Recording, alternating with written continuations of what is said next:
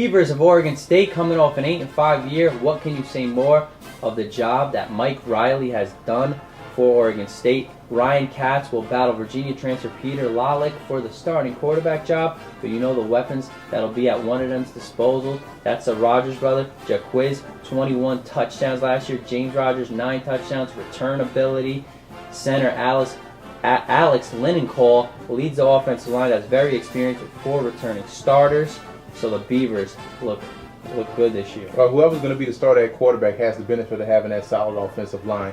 And you look at Jaquiz Rogers and his brother James Rogers. Health was the key for both Rogers, in particular Jaquiz. So health has to be the key again in 2010. 09 he was healthy, outstanding year. He has to maintain that healthy being right now in this season in order to have some success. And I think Ryan Katz will prove to be a lot better than Sean Canfield. So they're going to get a future playmaker in Katz. This is a guy that's going to be tremendous. Well, DC defensive coordinator Mark Banker has a player to work with, and that's defensive tackle Stephen Paella. Look for this guy to really make some strides, and when April comes around next year, talking about his draft, their sacks total was struggled last year, though. They went from 40 in 06 to 08. They had 47, 44, 39, and last year they had 17. So they really need to get to the quarterback, but they have a huge secondary. All guys 6'1", 6'2", and bigger. Cornerbacks James Dockery, Brandon Harden, and safeties Cam Collins and Lance Mitchell. So these guys are going to be able to D up these fast, physical receivers in the Pac-10. Well, the D-line and the secondary go hand in hand. If they can improve the pass rush, they were 88th in pass defense, because they gave up 23 touchdowns via the air last season. So the D-line improves. Watch how great their secondary looks. And can defensive coordinator Banker get more production out of that linebacking core? Linebacker core might be the weak spot on the defense. You mentioned Paella at the defensive tackle spot. They're going to make a run again. It's tough to run against the Beavers. They were 25th against the run. So that's outstanding, but the thing is, they have to get pressure on a quarterback, otherwise secondary will struggle. Well, maybe the story of the year in the Pac-10 conference last year, that was Stanford. The Cardinals started off 7-3, ended 8-5. Jim Harbaugh did a great job with Toby Gerhart, nearly winning the Heisman Trophy, but Andrew Luck is now coming into his redshirt sophomore year, first-team freshman All-American.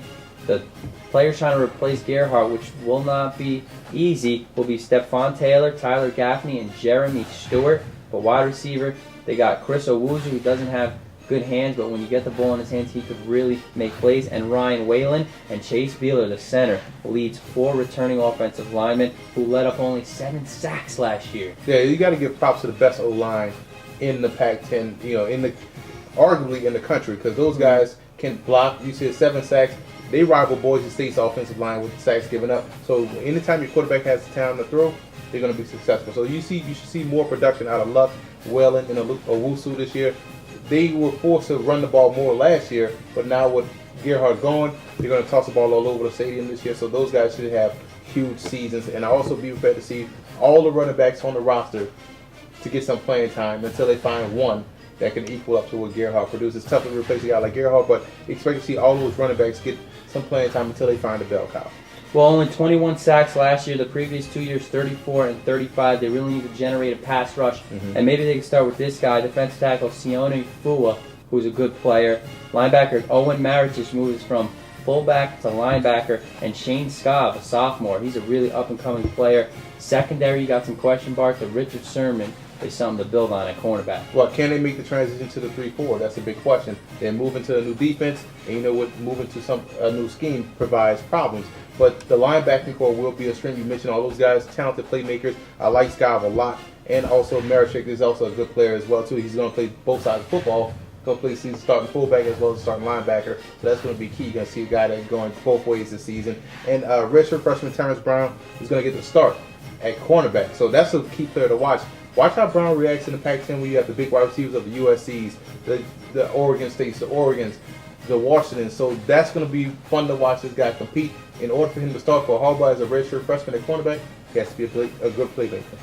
UCLA was fortunate enough to get to a bowl game, and they took advantage of that opportunity by coming back in the Eagle Bank Bowl to defeat Temple. Neuheisel and offensive coordinator North China enter their 3rd year.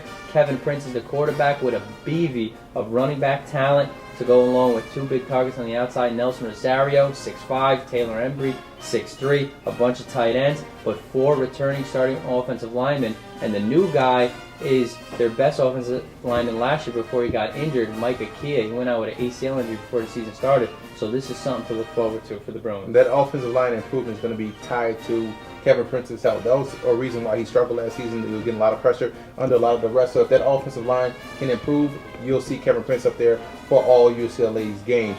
Also, his maturation process is important because it's important for him to stay up there and be a quarterback. No errant throws, no bad passes, no misreads. That's important for them to have some success. And keep an eye on true freshman tailback Malcolm Jones. 6'1", 220 reminds a lot of people of Deshaun Foster when he came out of high school and was able to get a lot of playing time as a true freshman. Jordan James also, so they're really recruiting it well. But they lose 5 big names on defense, and defense was the unit that really held them together last year. So it's their offense that's going up, and defense is question marks now. Akeem Ayers, great all-around stats. He was a third-team All-Pac performer. He was great defending the pass and stopping the run. And free safety Raheem Moore, 10 interceptions. So defensively, a lot of question marks. Can they put it together the way they played down the stretch last year? They lose a lot of NFL guys, though. Well, I expect to see a lot of freshmen on that defensive side of the football. You look at defensive tackle Cassius Marston, defensive end Keenan Graham. Those guys are going to come in and play right away. So expect to see a lot of youth in this team on the defensive side. Ball hawking Raheem Moore is back. 10 interceptions. You can't stress that enough. That is ball hawking, playmaking ability.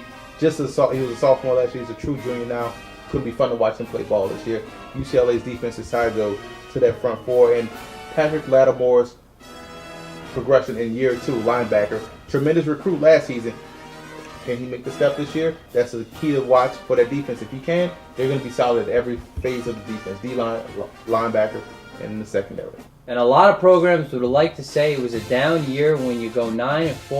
Well, that's what the Trojans of SC did last year. Pete Carroll now out. He was the most successful coach in Pac-10 history. Lane Kiffin now in, and he's doing the job already by bringing the recruits in. But Matt Barkley, this is his team. Alan Bradford is the big beast in the backfield. C.J. Gable is more of the run around you kind of back. Stanley Havili, he seems like he's been there forever as the talented fullback. Ronald Johnson, wide receiver. A lot of question marks there, even though they bring in a lot of talented freshmen. They got a lot of question marks on the left side of the offensive line. So if they can get that squared away, protect Barkley's blind side, that's going to be huge. Barkley's maturation is also important for this team. Will he still make those freshman mistakes? Will he still try to force passes? That's key. Also, 2 true freshmen of influence is going to come and make some big plays. Look at running back Dylan Baxter, a guy that if you haven't seen the highlight, guys, here it is, making moves all over the field in that spring game. Tremendous playmaker. Also, you look at wide receiver Kyle Prater, a guy that's 6'5", big physical target in the mold of the Dwayne Jarrett's and the Mike Williams that they had back at SC, the Keyshawn Johnson. So he's the next in line, a big wide receiver. That's going to be huge for that offense. We'll look for that offensive line and that beast, Seantrell Henderson, to get the start also, to go along with Chris Dowd, who's a center. So plenty of incoming talent, huge talent for the Trojans. Ed Orgeron, the defensive coordinator, will take over a young defense led by linebackers Malcolm Smith and Chris Gallipo, Jarrell Casey, a defensive tackle, and Nick Perry really coming on as a first-team freshman All-American at defensive end. Sharice Wright, who was academically eligible all year till the bowl game, is a shutdown corner to look forward to. Well, my question is, will Chris Gallipo ever step up and make a play? Will he be that playmaker that they thought he was going to be coming out of high school? That is a big question because he's second on the depth chart, if you ask me. So can he step up? Will he ever step up and be the big playmaker they need? And also, what can you look at defensive end sophomore Nick Perry, 6'3", 235. What can he do for an encore?